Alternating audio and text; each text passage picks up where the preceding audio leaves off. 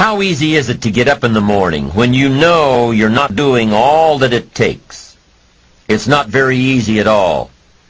You can just lay there awake thinking, oh, what's a few more minutes in bed? It won't matter much anyway. Wrong. It does matter. It will matter.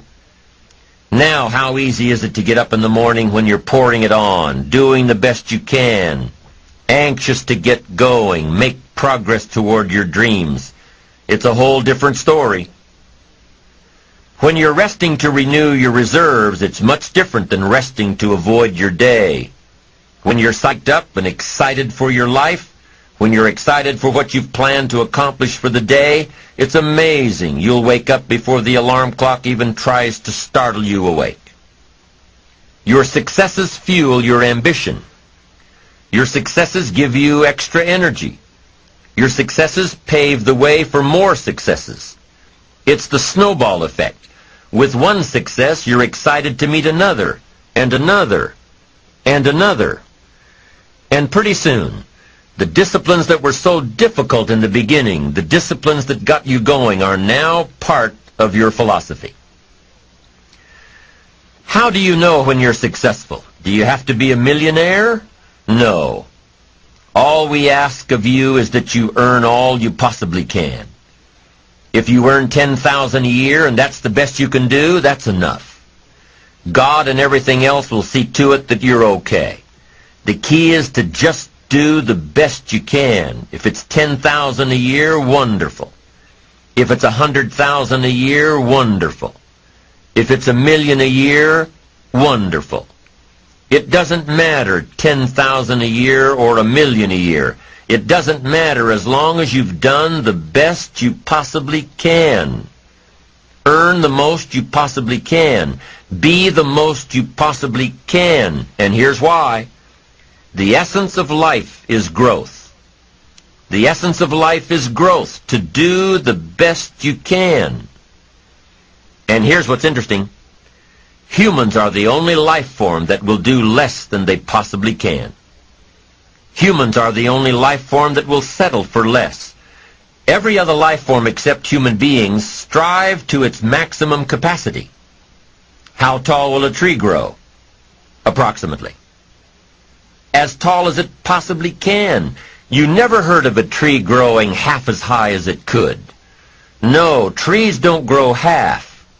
Trees send their roots down as deep as possible, stretch their limbs up as high as possible, produce every leaf possible and every fruit possible.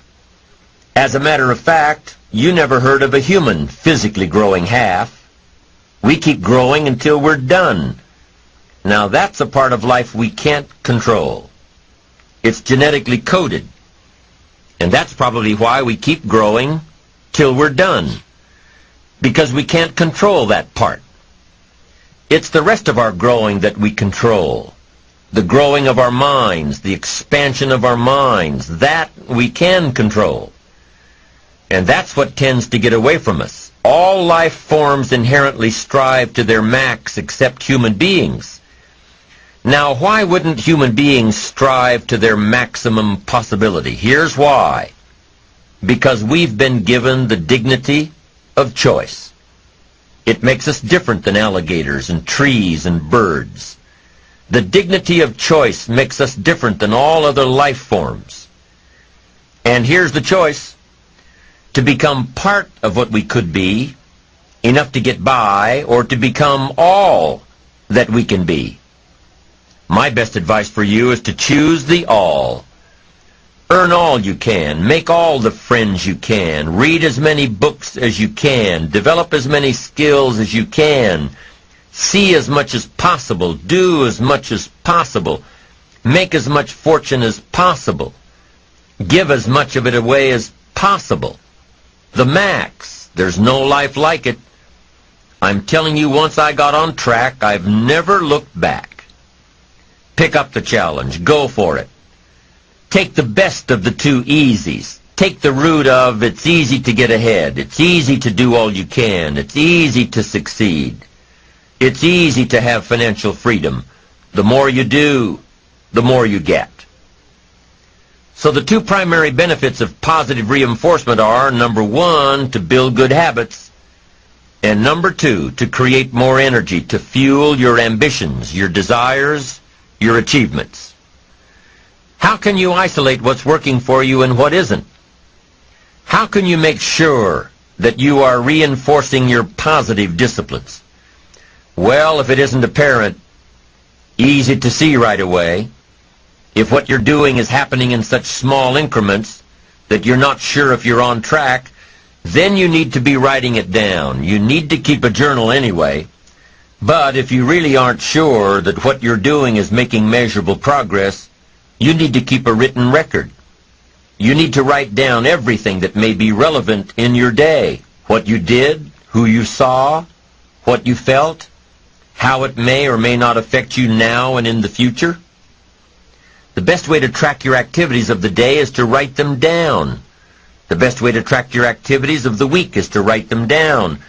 The best way to analyze your progress through the year is to have written it down. Why? So you can look back on it. Because by keeping a written record of your life, you will be more accountable. By putting into writing the action steps that you have planned, you will easily see what works and what doesn't.